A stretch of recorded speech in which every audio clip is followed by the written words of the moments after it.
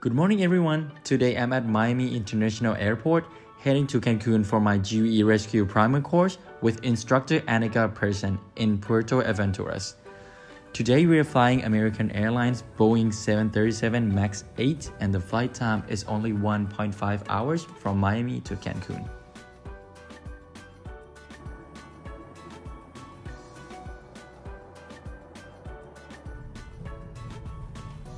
Here we arrive in Cancun International Airport. I'm going to take an audio bus to Playa del Carmen and then take a 30-minute taxi ride to Puerto Aventuras, which is where the zero gravity shop is located. After checking into the accommodation, we prepared some gears and head over to the shop for the day 0 of the class in the evening. We begin by a tour of the zero gravity dive shop, which carries a large variety of Halcyon, Santi, and SUEX equipment. They also have an awesome equipment storage facility, mobile dry suit hangers, and crazy amount of rental single tanks, doubles, side mounts, stage bottles, and JJZCR rigs. We ended our day with a day 0 session of the Rescue Primer class, covering some introductions, class materials, and a great discussion with Annika. I and my classmate Emil capped off the night with Argentinian steak dinner in a beautiful marina of Puerto Aventuras. After waking up to a beautiful morning, we packed up our dive gears at Zero Gravity Dive Shop and head over to the Cenote Carwash. Even though we are halfway between Playa del Carmen and Tulum, the ride to Carwash still takes 30 to 45 minutes. Once we arrived, we unloaded our gears from the pickup truck and took a quick walk around the cenote. The water in the open water basin was crystal clear, with aquatic plants and algae carpeting the bottom. Honestly, it felt more like strolling through an underwater park. Looking at the map, we were just training at a small section of the massive cave system, which really highlights how incredible the underground cave system in Mexico are. After the briefing, we jumped right into some land drills, practicing the real work and compass navigation for search patterns and lost diver scenarios. Then it was time to suit up. Shout out to Santi for an awesome Elite Plus dry suit. It kept me comfortable and dry for my dives. For day 1 training, we had 3 main drills planned, with 4th as a bonus if time allowed. The first dive was our checkout dive, an opportunity to dust off the cobwebs after a long surface intervals. We ran through the basic 5 skills, a stationary S drill or long hose detonation, valve drills, and SMB deployment. Everything went smoothly, and it was a great way to revise our procedures and performance.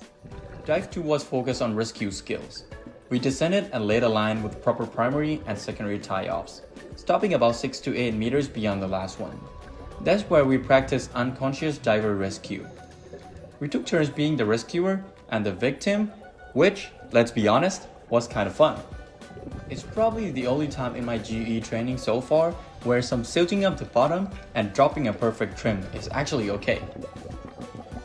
The main goal here is to focus on establishing the conditions necessary for a controlled and effective rescue, minimizing variables that could result in an unsafe situation, which includes managing potential entanglement hazards, eliminating excess buoyancy sources to simplify the control, and securing the victim's breathing source.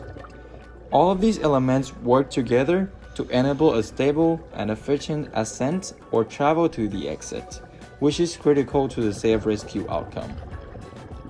While this lengthy procedure seems to be impractical for a simple open water recreational dive, it became more and more crucial in getting the victim out of the water safely and efficiently, especially in technical and cave diving. Our final dive was a navigation scenario, with a compass-based navigation, working through a grid or expanding circle search pattern to simulate locating a lost diver in low visibility. To end the day, we hopped back in for some surface shots. Annika had spotted an alligator in a cenote. It was surreal and kind of thrilling to be in the water with a gator just hanging out in nature. Look how chill that guy is. We kicked off our final day of the Rescue Primer with a theory session on surface rescue procedures, specifically the basic 5 surface rescue. Then we packed up and made the quick 10-minute trip to the Cenote Xtabay. The goal for today was clear: take on everything we practice and apply it in a more realistic, more challenging environment. But before we continue with the training, let's check out this forest puppy. Look how adorable it is. The deeper open water area in the Cenote Xtabay is shaded from the sun. It is dark, full of non-uniform surface and different depth. And it's also murkier than the crystal clear Carwash we have to ourselves yesterday, which is perfect for adding a realistic environmental challenge to our practice. We got right into the unconscious diver rescues, this time focusing on the buoyancy, underwater travel phase, and controlled ascents. Then came the full basic 5 surface rescue sequence, ensuring a positive buoyancy, opening the airway, towing the diver, and removing both sets of gears, and managing the egress. This is a lot to juggle, and is very physically challenging. And let me tell you something, donning all that gear back on the surface is no joke. We took turns running through the basic 5 rescue, distressed diver, and near drowning diver rescues. Next up was our lost diver drill. This one tested our decision-making process on the fly. Do we use natural navigation, compass bearings, or deploy the reel for grid or expanding circle search pattern? Every tool has its purpose, and having knowledge and practice is the key to making a sharp decision that could mean life and death. And the grand finale, the no mask swim. Emil and I are both definitely not fans of any mask removal skills, but Annika made sure that we repeated it enough times to turn this into second nature. As she reminded us, the best rescue is prevention, and something as simple as a fogged or flooded mask can send diver into the spiral incident pit real fast. After wrapping up the in-water dive sessions, we changed out of our dry suits, loaded up the pickup truck, and capped off the course with a swim test in the beautiful swimming basin of Cenote Xtabay, a perfect way to end the beautiful training day in Mexico. Even though it was just 2 days and 1 evening, the Rescue Primer course taught me far more than rescue techniques. It reminded me of the importance of going back to basic change of command underwater, which is stop, stabilize, communicate, think, and only then do we act. But more than that, this class highlighted the heart of GUE training: awareness and prevention over reaction.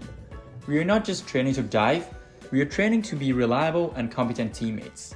The kind of divers who are assets, not liabilities to their team. I'm incredibly grateful for this experience, and I would really recommend anybody to the GUE Rescue Primer class. I wanted to express my heartfelt thanks to Emil, my trustworthy teammate, for always having my back and sharing this amazing journey with me. To Zero Gravity, thank you for the logistical support and providing such an amazing facility to train in. A huge thank you to GUE HQ for supporting the Next Gen Scholarship Program and the Next Gen Legacy Program. And finally, thank you so much, Annika, for welcoming me into the class as a Next Gen Scholar.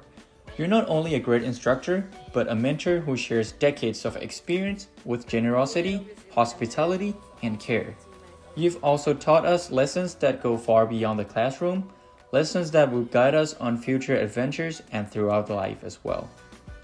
My Next Gen journey has been truly unforgettable, and I'm deeply grateful for everyone who made this possible. This experience has laid the foundation for so much more to come, and I'm excited for the future adventures that await. Thank you, and see you in the next video.